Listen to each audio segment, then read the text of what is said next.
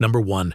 He is 11 years old when the shot leaves a borrowed rifle in Pontiac, Michigan, and a stranger named Ronnie Green Jr. falls outside a neighborhood party store. His name is Nathaniel Jamar Abraham, an elementary schooler with a turbulent home life and sporadic school attendance. A boy neighbors remember as small and restless, already struggling long before that autumn night in 1997. Prosecutors would later describe a child who had access to a stolen gun and unsupervised time. Friends and family described a kid who wanted to be noticed, who bragged to peers in the days before the shooting and practiced with the weapon behind apartments near the woods. The victim did not know him. The distance between child and consequence was only a few heartbeats. Police gathered conflicting statements after his arrest. Some accounts sounded like a child showing off. Others sounded like an accident, becoming something far more grave. In court, the state charged him with first-degree murder under Michigan's automatic waiver law, an adult charge placed on a boy whose feet barely reached the courtroom floor. The case ignited a national argument about how the justice system treats very young defendants and what rehabilitation can mean when the defendant is barely a teenager. Expert witnesses and filings preserved a picture of a preteen firing a worn rifle without clear aim. Yet a life had been taken, and the law had to answer. After a closely watched trial in 1999, a jury found him guilty of second-degree murder. The judge rejected an adult prison term and instead ordered a juvenile disposition, confinement in a maximum security youth facility with release no later than his 21st birthday, embracing a path that emphasized treatment and schooling over a life sentence. The ruling criticized the state's approach to children in adult court and became a touchstone in juvenile justice debates across the country. On the day he turned 21, he walked out of juvenile custody, having served his childhood inside. Freedom proved fragile. Less than 2 years later, as a young adult, he pleaded guilty to dealing ecstasy and returned to the state prison system for a term of 4 to 20 years. He was eventually paroled in late June of 2017 and discharged from parole in late June of 2018, only to be arrested weeks later on misdemeanor indecent exposure and then accused of resisting deputies during a chase through Pontiac. The following year brought new felony drug charges under allegations that he was selling methamphetamine. By that summer, a judge sent him back to prison. The headlines returned, now focused on a once famous juvenile defendant, seemingly unable to outrun his past. Reporters and legal analysts have argued over what the case ultimately says. Some see a system that gave a child an extraordinary chance and still could not change his trajectory. Others see untreated trauma and a boy who became a man inside institutions, emerging with few supports. The paper trail shows repeated supervision, short windows of stability, and then spirals back into police reports, courtrooms, and intake gates. Through it all, the original murder remained the anchor point. A preteen with a rifle, a stranger lost, and a courtroom trying to measure accountability against possibility.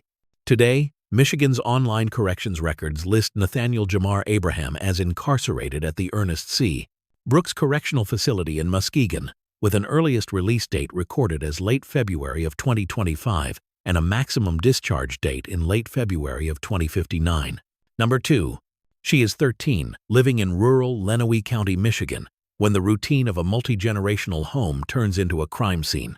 Her name is Christina Lynn Adkins, a middle schooler raised largely by grandparents in Rawlin Township. Family members and neighbors knew her as a teenager struggling with behavior in school. Court filings would later describe a home marked by discipline disputes and a child already experimenting with substances. The victim was not a stranger. She was Christina's guardian and grandmother, Virginia Ginny Bentley, 53 years old.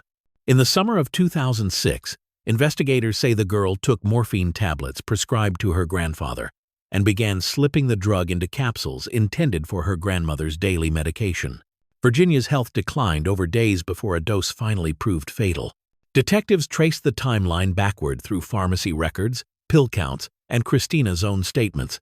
In early hearings, her defense challenged the admissibility of what police said she told them, while prosecutors moved to try her as an adult. A judge ruled her competent, and by the fall of 2008, the case was set for a November trial.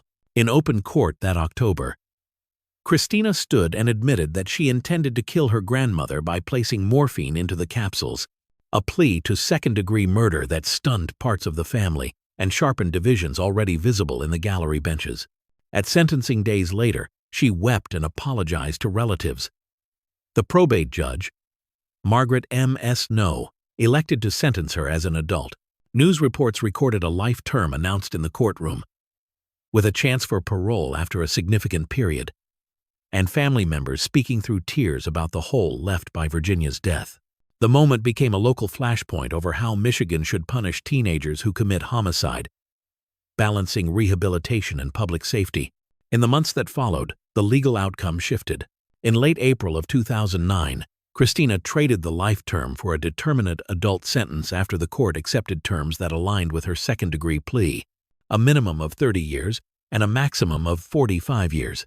That disposition is the one reflected today in state corrections records, which also list an earlier, separate drug possession count from the same time frame as inactive. The official profile shows her earliest release date in mid-December of 2037 and a maximum discharge in mid-December of 2052. Psychologists consulted by the defense explored the possibility of trauma within the family, and at one point, counsel raised a potential battered child syndrome defense. Public filings and judges' comments, however, note that allegations of abuse remain disputed. The broader paper trail sketches a teenager with significant behavioral and mental health concerns by early adolescence, combined with access to a powerful opioid inside the home elements that prosecutors argued demonstrated planning rather than impulse.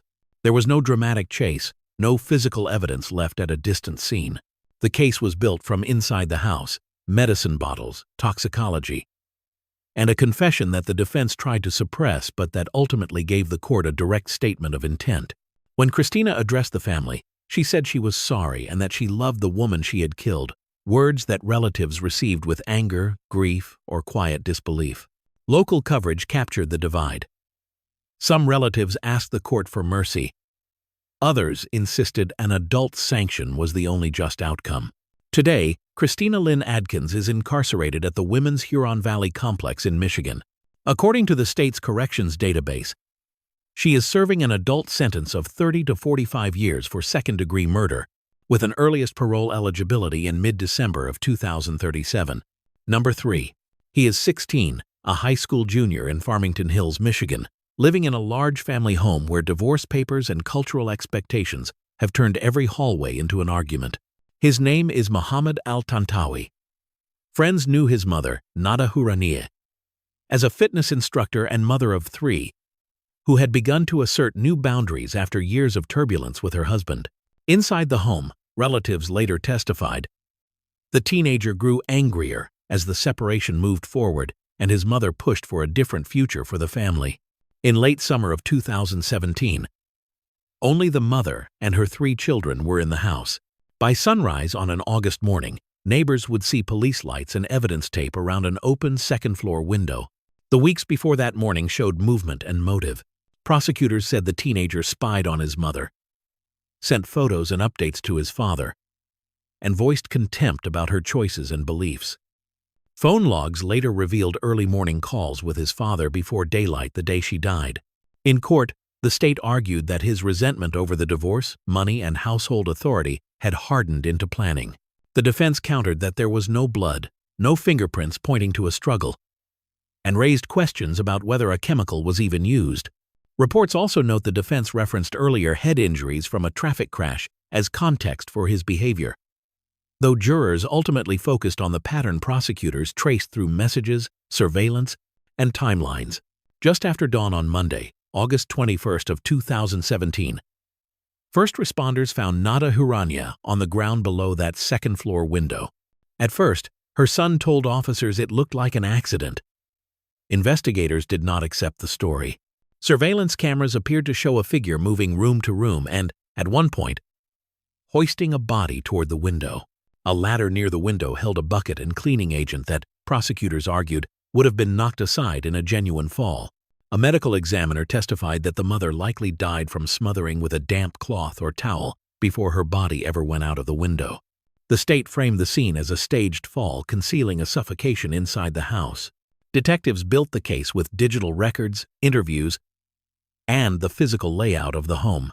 They highlighted phone activity beginning before 5 in the morning, shower sounds out of the teenager's normal routine, and laundry items found and repositioned between the first and second day. The defense emphasized the lack of direct biological evidence and argued the theory sounded like a spy film. After a week-long trial, a jury found Mohammed al-Tantawi guilty of first-degree premeditated murder. Because he was a juvenile at the time of the offense, later court rulings removed life without parole from consideration. But the conviction itself stood. At sentencing in late September of 2022, the courtroom filled with tense silences and outbursts, as the judge listened to hours of objections from the defendant and statements from family. The court imposed a term of 35 years to 60 years with the Michigan Department of Corrections. Local coverage captured his sister addressing the court with grief and anger, and the broader community reacted to a case that blended cultural friction, a bitter divorce, and a lethal breach of trust inside a suburban mansion. Psychologically, prosecutors argued a convergence of motives: loyalty to his father, resentment toward a mother he viewed as abandoning tradition, and fear about legal exposure from unrelated investigations swirling around the family. Defense counsel suggested there was no clear proof of premeditation beyond circumstantial inferences. The jury's verdict indicates it accepted the state's reading of planning and intent drawn from the digital and forensic trail. Today, Michigan's offender tracking system lists Mohammed al-Tantawi as incarcerated, with a minimum term of 35 years and a maximum of 60 years for first-degree premeditated murder. The offense dated to late August of 2017.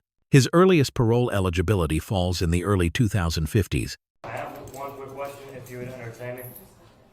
As you just sentenced me, with the posture of everything as it is right now, notwithstanding the appeal, I very well would be in prison for at least 35 years. I've been locked up for 5 years, and I haven't had the opportunity to see my sister sit there or interact with her at all in the last 5 years. She was 13 years old, she's 17, soon to turn 18 in a month. With my father, I haven't seen him in over 2 years because of COVID in the jail.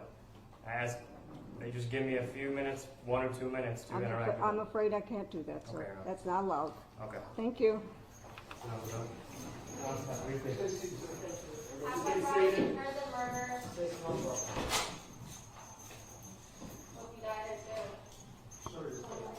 Number 4. She is 16. Newly arrived in Muskegon Heights after a turbulent childhood, when a late-night meeting with a stranger becomes the turning point of her life. Her name is Amy Lee Black. Friends and case records describe a teenager trying to impress an older boyfriend, Jeffrey Abrahamson, while drifting between school, parties, and a small apartment not far from downtown. The man they meet is David, often called Dave, Van Bogelen, a laborer and father from nearby Sullivan Township who, that winter night, is visibly intoxicated and flashing cash. What begins as casual drinking in a restaurant moves to the couple's apartment and, according to investigators, to a plan to rob him. In her first statement to police, the teenager admits striking him with a heavy bottle. She later recants and blames fear and coercion. Either way, the victim is eventually driven to a remote road where he is fatally stabbed, a killing her boyfriend would later confess to. Detectives reconstruct the hours before dawn on a Friday in early December of 1990. They point to her taped confession made shortly after arrest, where she describes luring the victim with her boyfriend and taking cash, roughly $1,500, before the drive out of town. Prosecutors argue she was not a bystander, but a planner who escalated the violence inside the apartment. The defense counters that she was a frightened girl, minimized her own power in a relationship with an older teen, and that her confession was the product of manipulation and immaturity. Jurors hear both versions: an ambitious robber testing the edge of the law, and a follower who did not foresee the fatal outcome. Arrests come within days. The confession, the cleanup of the apartment, and the flight in the victim's truck form the spine of the case. In the courtroom the following summer, A Muskegon County jury convicts her of first-degree murder and armed robbery as an aider and abettor. Under Michigan law at the time, the judge faces an all-or-nothing choice for a juvenile tried as an adult. A juvenile disposition ending at 21, or an adult sentence of life without the possibility of parole. The bench chooses the latter. Appeals fail, and for years she is listed among Michigan's small group of female juvenile lifers.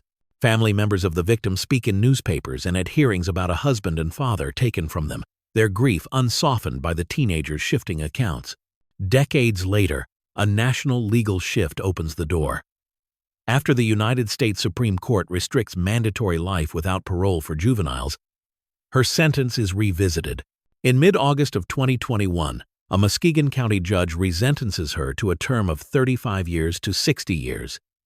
She has already served roughly 3 decades. Reporters note that the new term reflects the court's finding that her youth, background, and the evolving standards of juvenile sentencing warrant a finite sentence even as the conviction stands. The following year, the Michigan Parole Board approves her release, with the department announcing a parole window in early September of that year. Psychologically, the record shows dueling portraits. One court-appointed expert once labeled her manipulative, lacking empathy, and possessing adult-like judgment for her age. Jail therapists and a chaplain described a remorseful teen shaped by dependence on an older boyfriend, substance use, and a craving for approval. Prosecutors maintain her own first account revealed motive, money, status, and curiosity about whether a person could get away with a serious crime, while the defense frames that statement as naive bravado, amplified by pressure. The jury's verdict indicates it accepted the prosecution's reading of active participation, even though the fatal stabbing was committed by the boyfriend. Today, Michigan's offender tracking system lists Amy Lee Black as discharged from the custody of the Department of Corrections in early September of 2024, following parole granted the previous year. Number 5. He is 14 years old, walking through a cold Battle Creek night with another boy when a classmate pulls over to help. His name is Justice Chimner. The driver is Jack Thomas Snyder, a high-achieving senior who has just left his girlfriend's birthday gathering and is headed home. Police will later say Snyder offered the teens a ride because it was freezing out. What felt like a kind gesture became a test of trust inside a quiet residential car.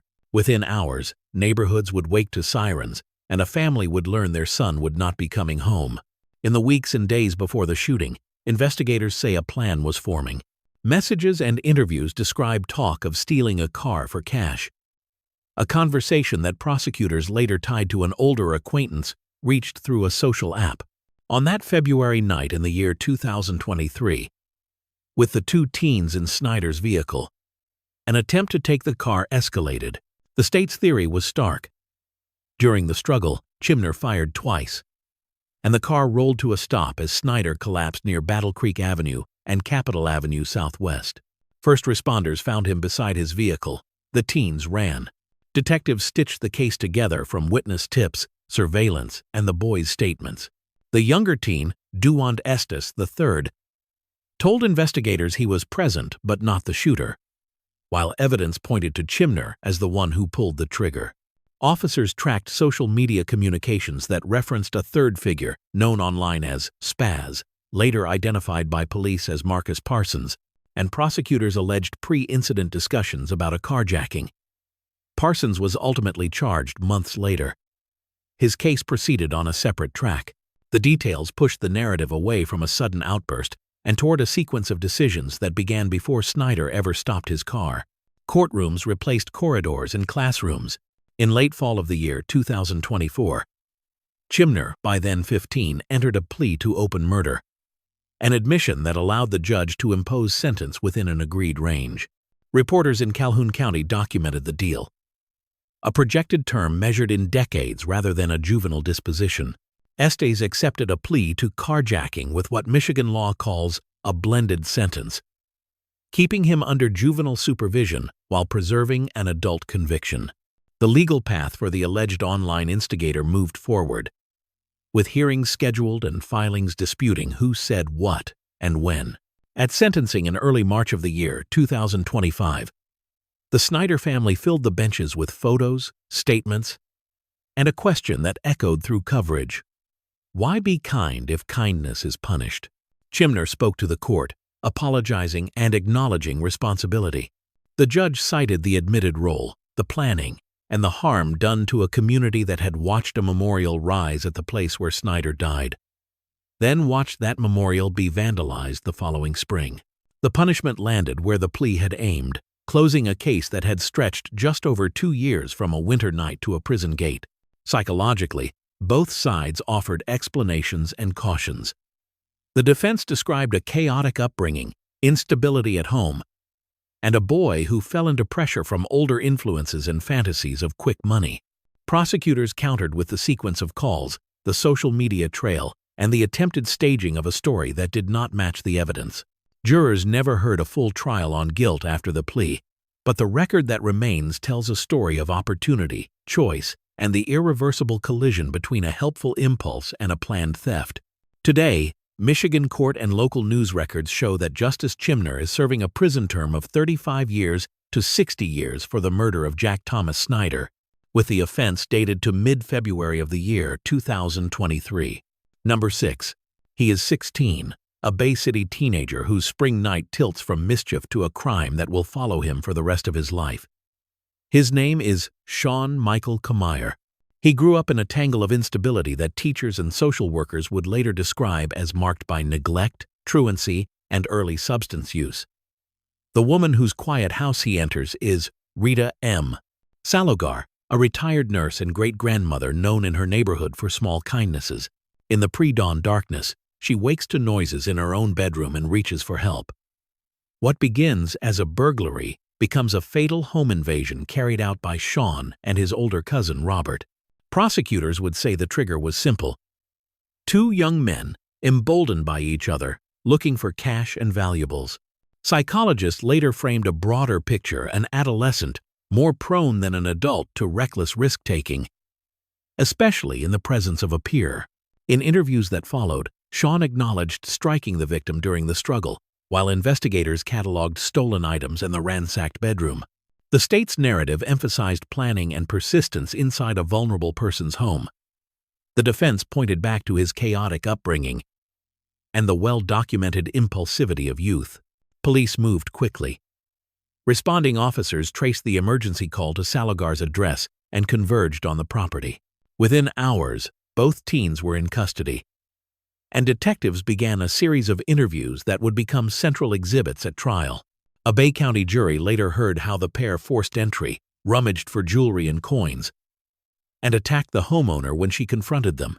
Jurors also heard that Sean's statements evolved across multiple interrogations, but appellate judges ultimately concluded the remaining evidence, physical findings, witness accounts, and his own admissions was sufficient to uphold the convictions.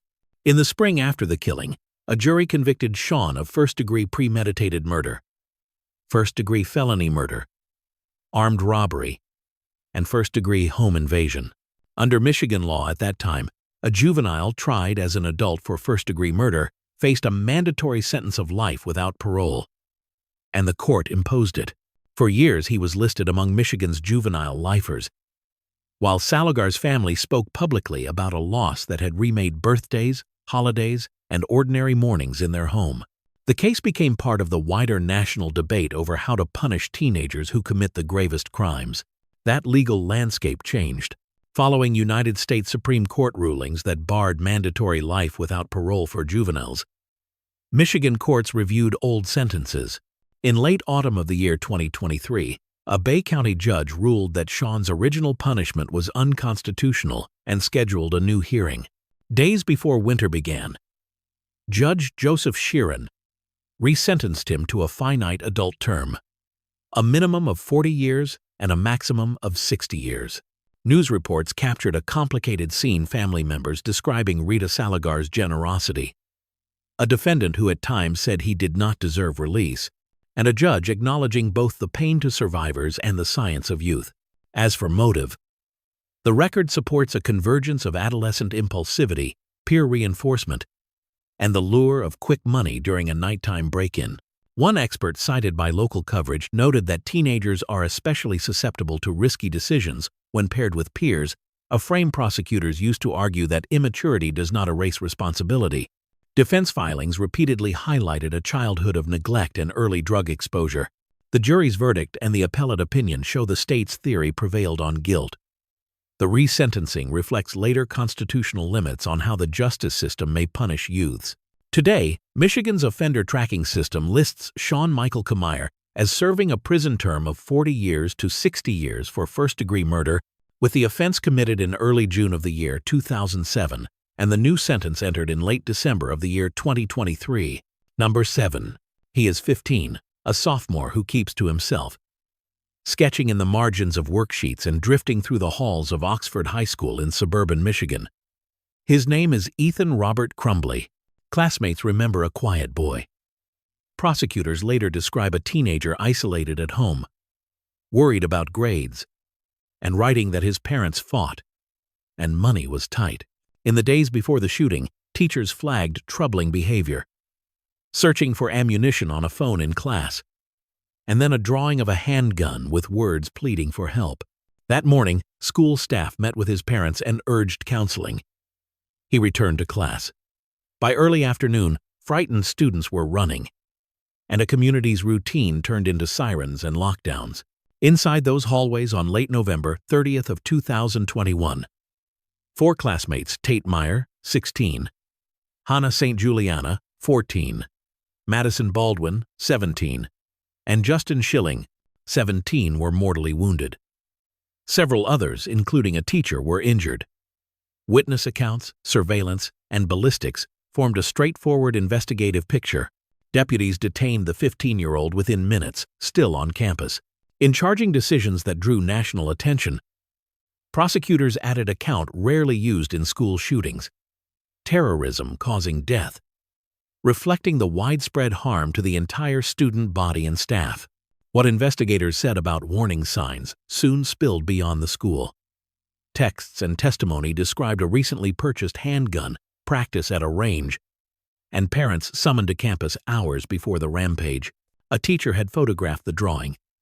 Counselors said he told them it was for a video game design. Prosecutors argued those red flags, combined with access to a firearm, showed planning rather than impulse. The debate over responsibility widened to include the adults around him, even as the criminal case against the teenager moved forward in adult court. In late October of 2022, Ethan Crumbly stood in an Oakland County courtroom and pleaded guilty to all charges, including 4 counts of first-degree murder and terrorism causing death. There was no plea deal and no sentencing agreement. The admissions under oath included bringing the pistol to school and firing at classmates. Months later, the judge held a lengthy hearing to decide whether a juvenile could receive the state's harshest penalty. On Friday, December 8th of 2023, Judge Kwame Rowe imposed life imprisonment without the possibility of parole. Families of the victims spoke about birthdays left uncelebrated and seats left empty. The defendant apologized and said he was sorry. Parallel prosecutions targeted his parents. In early February of 2024, a jury found Jennifer Crumbly guilty of involuntary manslaughter. In mid-March of the same year, a separate jury convicted James Crumbly on the same charges. Reporters noted that both were later sentenced in early April. The first parents in the country held criminally responsible for their child's mass school shooting. Those verdicts, while distinct from the son's case, underscored a record that included ignored warnings, unsecured ammunition, and a weapon left accessible to a minor. Psychological angles appeared throughout the filings and testimony. Defense claims of severe mental illness, writings that described despair, and expert debate about adolescent decision-making. Prosecutors emphasized extensive preparation requests for a more powerful firearm, practice at a range, and materials found after the attack, arguing that the planning outweighed youth and mitigation. Whatever the competing narratives about motive alienation, illness, fascination with violence, the legal record ends in a single conclusion. Ethan Robert Crumbly, who pleaded guilty to 24 counts tied to the Oxford High School shooting, is serving life in prison without the possibility of parole. Number 8. He is 14, a quiet freshman from Niles, Michigan, spending a weekend at his grandparents' house after a cascade of losses that made the world feel small and airless. His name is Dakota Wolfgang Eliasson. Friends had watched him sink into a deep sadness.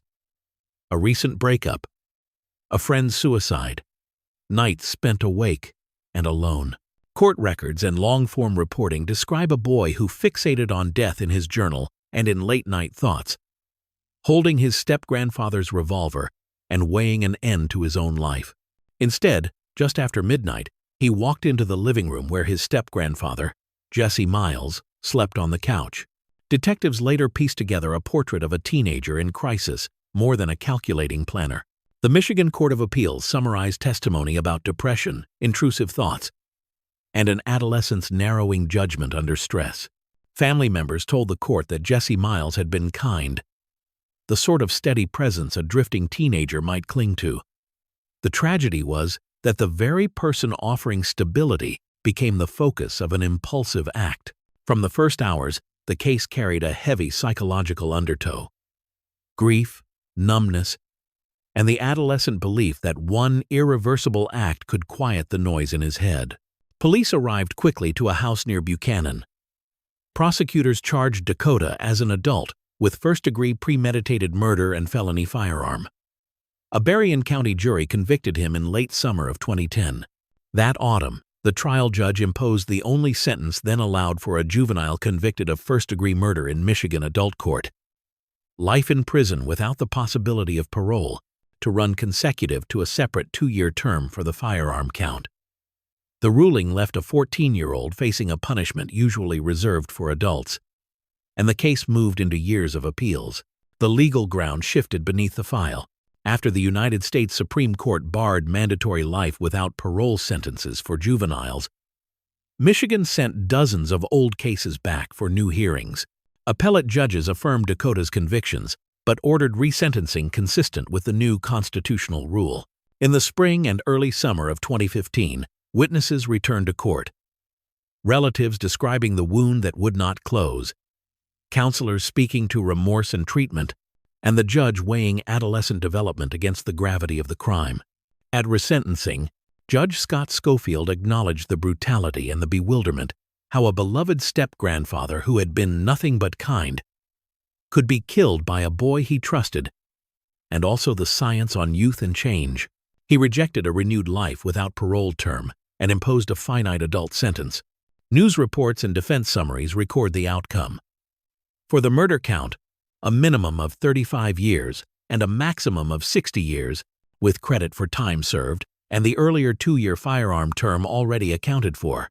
In open court, Dakota apologized to the family, telling them he could not undo what he had done and describing efforts at therapy and education while incarcerated.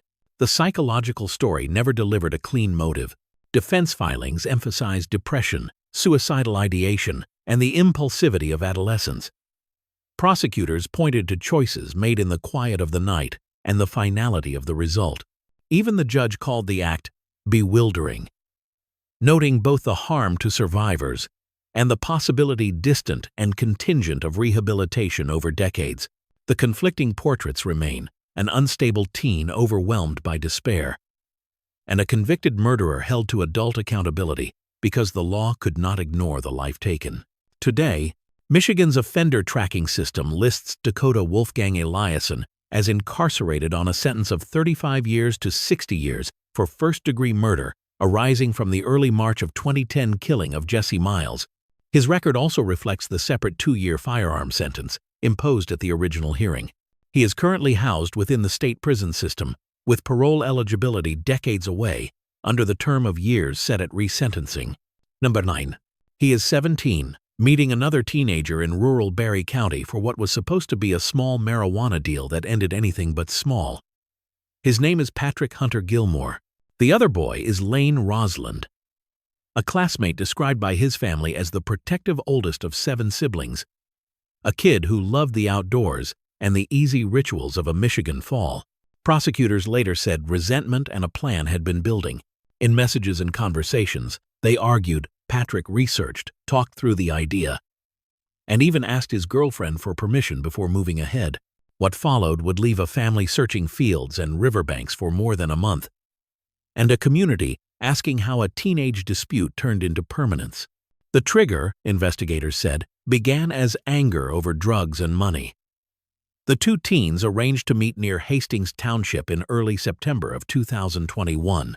According to charging documents and later courtroom descriptions, the meeting ended with Lane struck by a crossbow bolt, the kind of choice that signaled calculation rather than panic. The psychological picture that emerged in court showed a youth with a growing record of troubling behavior and attention-seeking, surrounded by peers and posting bravado, but also capable of deliberate steps that prosecutors framed as rehearsal.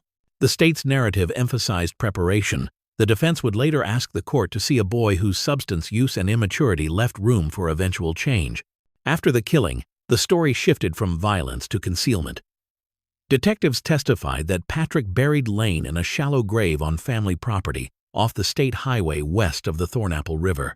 To mislead investigators, he placed the teen's sweatshirt and other items near the water, hoping people would think Lane had drowned. For 32 days, the Rossland family organized searches, retraced routes, and pleaded for information while the boy lay only yards from the house of the person who had last seen him. On a mid-October afternoon, troopers and local police uncovered remains behind the home and later confirmed the identification. The evidence at that point told a tight story: a planned meeting, a fatal shot, a hurried burial, and a staged disappearance. Arrest came quickly after the discovery. In early April of the following year, Patrick stood in a Barry County courtroom and pleaded guilty to open murder. In exchange, a separate count for concealing a death was dropped. Reporters noted that his statements to detectives included an admission about planting clothing by the river to send searchers in the wrong direction. With the plea in place, the case moved to a contested sentencing, focused on whether a juvenile should receive the harshest possible adult penalty. At sentencing in early June of 2022, family members filled the benches with photos and words that caught in their throats. Lane's parents described birthdays that arrived without him and the weight of waiting more than a month for answers. The judge listened to arguments about adolescent brain science and to a record that prosecutors said showed planning, deception, and a lack of remorse.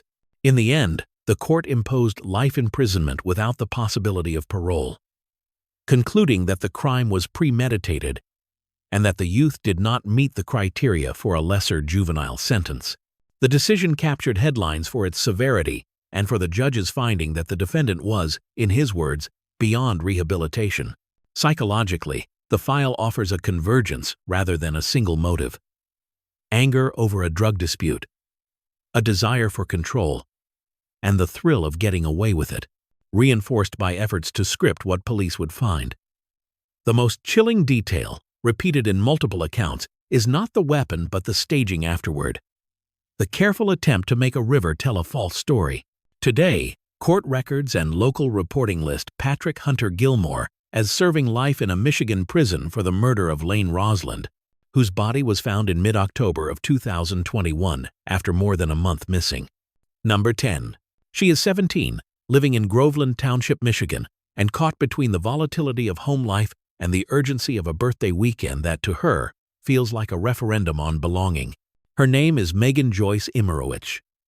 Friends and relatives describe long-running friction with her father, Conrad Imerowicz, a man who, prosecutors said, struggled with alcohol. On a fall afternoon, he falls asleep, too intoxicated to drive her to a hair appointment planned before her 18th birthday celebration. What follows begins as an argument and becomes a decision with consequences no one in that house can take back. Investigators would later testify that the teenager threw lye powder mixed with water onto her sleeping father, causing extensive chemical burns. He survived the initial injuries but endured months of invasive treatment, and he died several months later from complications tied to those burns. In interviews and in court, the prosecution framed the act as a lashing out in anger. The defense emphasized that the victim, when first questioned, said he did not know who hurt him, and that Megan immediately after the event did not grasp the gravity of what had happened. The emotional picture that emerges is not of a hardened criminal but of a volatile household where a teenager's impulse met a dangerous substance within reach. Detectives built their case with medical records, timelines, and statements. The chemical was identified as a drain cleaner containing lye. The state argued that Megan minimized her role in early conversations and later shifted details under questioning. As the months passed and her father's condition worsened, the case moved from aggravated assault to a homicide prosecution. The community's attention fixed on a hard question. How should the law weigh a teenager's impulsive act when the victim is a parent and the injuries are catastrophic? In mid-June of 2023, an Oakland County jury convicted Megan of 2 offenses: domestic violence and unlawful possession or use of a harmful device or irritant causing death, a felony carrying a possible life sentence or a term of years. There was no murder conviction. The court remanded her to jail pending sentencing. Prosecutors highlighted what they called callous post-incident behavior and asked the judge to impose a substantial prison term within the guideline range. The defense argued for leniency, citing her youth and rehabilitation prospects. On late July of 2023, Judge Victoria Valentine imposed a sentence of 1 year in jail with credit for the roughly 17 months Megan had already served awaiting trial and sentencing, followed by 5 years of probation. She was released immediately on the jail term due to time served. The ruling drew sharp public reaction because advisory guidelines called for a minimum prison term of more than 4 years. The court explained that her age, maturity, and potential for rehabilitation justified a downward departure. Appeals followed. In early December of 2024, the Michigan Court of Appeals unanimously upheld the sentence, concluding that the trial court articulated sufficient reasons for the variance and that the record supported its judgment. By then, Megan was 21 years old and under supervision, with her probation scheduled to run into the summer of 2028. For the families involved, the legal closure did not resolve grief. Prosecutors emphasized the severity of the injuries and the months of suffering, while supporters pointed to her age at the time and the chance for reform. Psychological interpretations in filings and coverage revolve around anger, immaturity, and a combustible family dynamic rather than long-term predation. There is no formal insanity finding in the record. Instead, the narrative shows a teenager who acted in rage and then confronted consequences that expanded as medical complications mounted. Today, according to court records and subsequent appellate reporting, Megan Joyce Emirowicz is not in prison custody. She completed the credited jail term and remains on probation under the sentence affirmed on appeal. Number 11. He is 18. A recent high school graduate from Brighton, Michigan, moving through a house that had long revolved around a father's steady routine and a family's hope that counseling was working. His name is Hayden Kenneth Jagst. His father is Edward Dirk Jagst, a Canton Township police officer known in local schools for patience and humor. The kind of resource officer students waved to in the hallway. In late June of 2021, the morning after Father's Day, the quiet of that home broke. By the time officers arrived, the father was gone, and the teenager who pulled the trigger had already left, telling his younger sister not to call for help. The portrait that would emerge in court was a study in escalation. Prosecutors traced journal entries beginning in mid-teen years, writings that praised notorious killers and dreamed of a headline that would make his name unforgettable. They argued that the obsession hardened into a plan: shoot his father in his sleep and then strike at a public place. Defense filings highlighted mental health struggles, immaturity, and a susceptibility to dark online subcultures that glorified weapons and notoriety.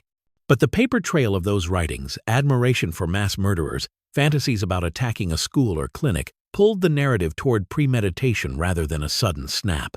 The day of the killing, investigators said, the teenager left the house and headed toward a psychiatry office, telling his sister he intended to hurt as many people as possible. Police took him into custody before that could happen. When they arrested him, they found a Ruger .22 caliber rifle and hundreds of rounds of ammunition, reinforcing the prosecution's argument that the violence at home was meant to be the first act in something far worse. Early reports had already confirmed who the victim was: a 48-year-old police officer, husband, and father, remembered by colleagues and students in Canton for 2 decades of service. From the first court appearances in the summer after the shooting, the charges were severe: open murder, felony firearm counts, carrying a dangerous weapon with unlawful intent, and carrying a concealed weapon. In the fall of the next year, the defendant entered pleas that moved the case past trial.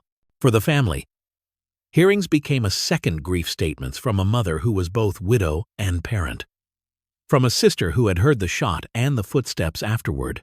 Local coverage captured a community asking why a household already engaged in treatment, already vigilant, could still end in catastrophe. At sentencing in late April of 2023, the courtroom turned to the question of punishment for someone who was barely an adult at the time of the crime. The judge spoke about youth and brain development, about how the impulsive systems of the young can overrun judgment, but also about planning, deception, and the lethal finality of what happened in that basement bedroom. He rejected life without parole for an 18-year-old and imposed a term measured in decades. The sentence set the minimum at 40 years and the maximum at 60 years with the Michigan Department of Corrections. For the family, it was a sober end to a case that had stretched across seasons. For the community, it was a reminder that a beloved officer's absence would keep echoing in classrooms and roll calls. Psychologically, the record offers a convergence rather than a single spark. Documented fascination with past mass killers, an explicitly stated hunger for fame, and a plan that prosecutors said reached beyond patricide toward mass violence.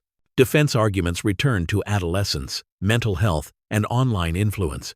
The judge's words captured the tension, acknowledging immaturity and instability, yet concluding that the law had to answer deliberate, deadly choices with a punishment that protects the public. Today, state and local records list Hayden Kenneth Jagst as incarcerated on a sentence of 40 years to 60 years for first-degree premeditated murder and related weapons offenses arising from the late June of 2021 killing of his father, Officer Edward Dirk Jagst. Number 12. He is 16. A quiet high schooler whose summer in rural Allegan County tilts from teenage restlessness to a crime that will define his life. His name is Joshua Lee Keyser. On a June evening in Wayland Township, he is at his grandmother's home when his 21-year-old cousin, Cassandra Rose Keyser, a young mother recently married, stops by. Family describe Cassandra as loving and energetic, the kind of daughter and cousin who anchored gatherings.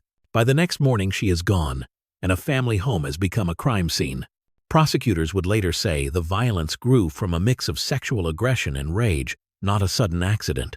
In court filings and local coverage, they described a teenager whose behavior escalated into a lethal attack inside the house, followed by an assault on his grandmother when she tried to intervene. She survived her wounds. The portrait that emerges in hearing transcripts is of a household jolted by an impulsive act and a youth whose choices eclipsed any chance to step back. What happened next revealed planning as well as panic. Investigators documented how Joshua left signs meant to mislead and then tried to evade capture as officers converged on the neighborhood. Detectives and prosecutors pieced together the timeline through witness statements, physical evidence, and Joshua's own admissions.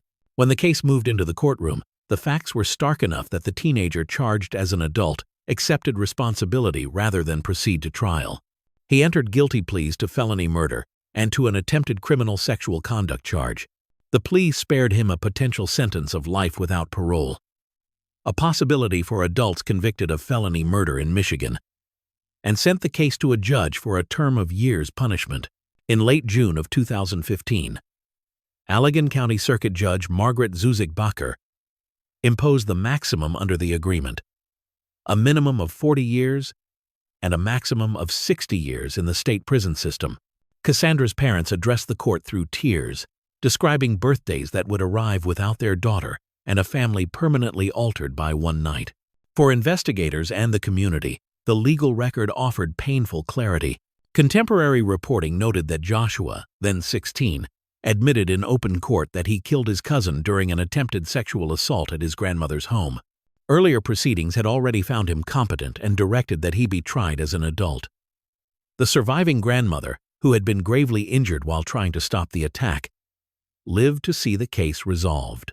Psychologically, the file contains more consequence than explanation. Defense counsel told the court the teenager needed treatment and a chance to understand what had driven his behavior. Prosecutors argued that the brutality and the sequence inside the home showed intent rather than confusion.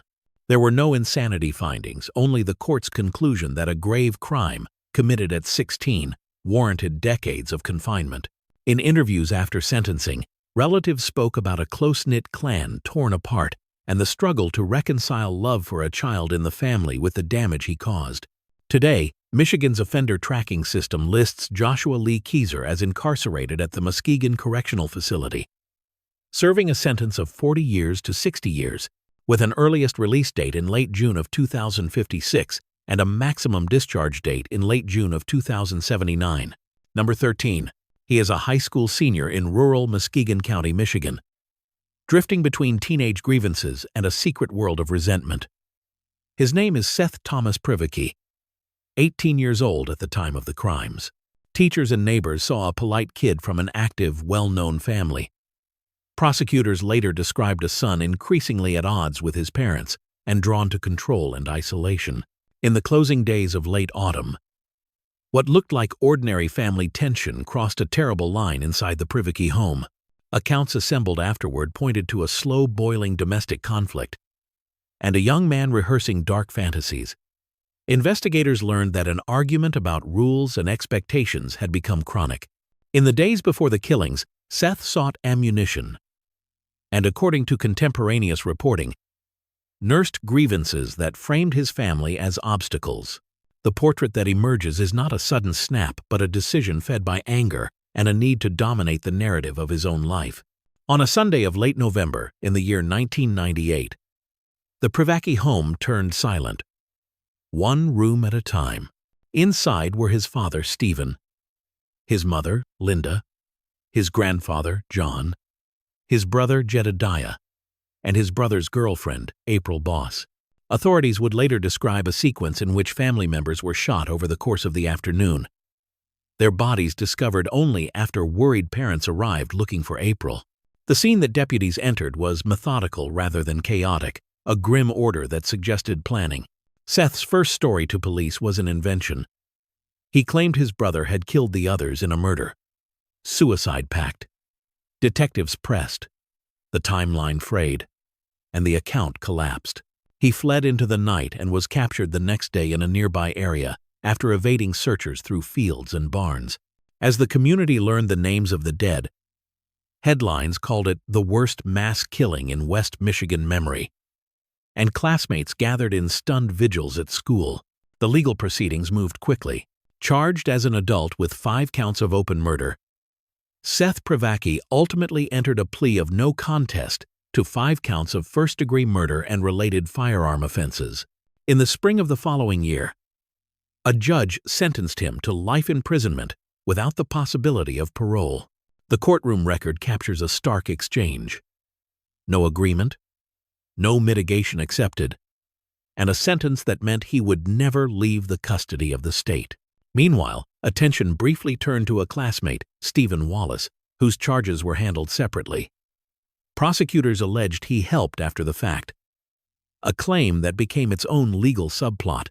Psychologically, the case file and coverage suggest a convergence more than a single motive. Festering family conflict, a desire for mastery, and the adolescent conviction that permanence could be seized through violence. Reporters noted earlier juvenile trouble and court-ordered medication after a petty theft, details that fueled debates about warning signs missed or minimized. Yet the investigative narrative remained grounded in intent. A teen who planned, executed, and then tried to rewrite the story of what had happened in his family's home. Years later, the name returned to front pages for an entirely different reason. In the summer of the year 2010 at Kinross Correctional Facility in Michigan's Upper Peninsula, Seth Privicki and 2 other inmates overpowered a truck driver inside the prison, crashed the vehicle through a double fence, and ran.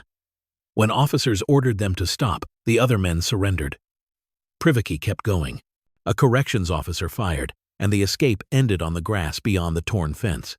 The Michigan Department of Corrections confirmed he died at the scene, while the facility locked down and investigators cataloged the wrecked truck and the breach that failed to become freedom. Today, the file is closed. Seth Thomas Privicki, who pled no contest to 5 counts of first-degree murder for the late November killings in 1998, died during an escape attempt from Kinross Correctional Facility in mid-July of 2010. Number 14. He is 19, a recent graduate from the Williamston area of mid-Michigan, drifting between late-teen uncertainty and a home where his mother is the center of gravity. His name is Andrew David Wilson. Friends and relatives describe Lisa Marie Wilson as steady and caring, a parent who held the household together while her son wrestled with anxiety and depression. In early September of 2017, after a tense day that reportedly included an argument over a puppy, the house goes quiet for the night. Before sunrise, the calm is shattered. Andrew calls authorities and says he has returned to find his mother dead, an account investigators will test against the evidence they collect in the bedroom where Lisa was found. Detectives begin to map the hours before the call. According to charging documents and later courtroom statements, Andrew retrieves a rifle from a locked cabinet and enters his mother's room while she sleeps. Early reports highlight the family dispute. Later filings from the defense emphasize a different engine beneath the act: voices, despair, and a major depressive episode that had been building for months. The narrative that emerges is of a teenager sliding into crisis, whose judgment narrowed until a single irreversible decision felt like the only way out. The investigation moves quickly. Deputies process the scene and interview the son, whose original story begins to shift. A district judge orders a forensic evaluation. By early January of the next year, the court rules Andrew competent to stand trial. The case is bound over to circuit court, while prosecutors prepare to try him on open murder and a felony firearm charge. Community reaction is immediate and raw. A murder inside a quiet Wheatfield Township home, a beloved mother gone, and a son now facing adult charges. In the fall of 2018, a pivot comes in the courtroom. Andrew pleads guilty but mentally ill to second-degree murder and to the firearm count. In exchange, prosecutors dismiss the original first-degree murder charge. Reporters note that the plea explicitly recognizes his mental illness while still holding him criminally responsible. At the plea hearing, the record reflects a stark admission. He removed a small-caliber rifle from storage and shot his mother as she slept. The legal path narrows toward sentencing. Sentencing arrives in early November. Family members ask the judge for mercy and for treatment, describing Andrew as ordinarily gentle and deeply bonded to his mother. The prosecutor argues that whatever the mental health context, the act itself was deliberate and committed, while Lisa was at her most vulnerable. Judge Clinton Kennedy III imposes a term within the agreement: a minimum of 17 years and a maximum of roughly 24.5 years in the Michigan Department of Corrections, with credit for time already served in jail. The courtroom notes capture Andrew's apology. He says he misses his mother so much, and the judge's conclusion that accountability, deterrence, and public safety require a substantial term. The psychological story threads through every filing and microphone. Defense counsel presents evaluations diagnosing major depressive disorder with psychotic features and suggests possible neurodevelopmental challenges. Relatives trace Andrew's decline to years of medical hardship, including grueling treatment for Hodgkin's lymphoma when he was younger. Prosecutors counter that the first mention of commanding voices came after his confession and that his actions retrieving a weapon, entering a darkened room, and then calling authorities with a false narrative demonstrate choice rather than irresistible compulsion. The court's final posture reflects both streams. The law recognizes mental illness through the plea, yet still imposes a serious adult sentence. Today, public reports from sentencing make clear that Andrew David Wilson is serving a prison term of at least 17 years for the second-degree murder of his mother and the related firearm offense arising from early September of 2017 in Wheatfield Township, Ingham County, Michigan.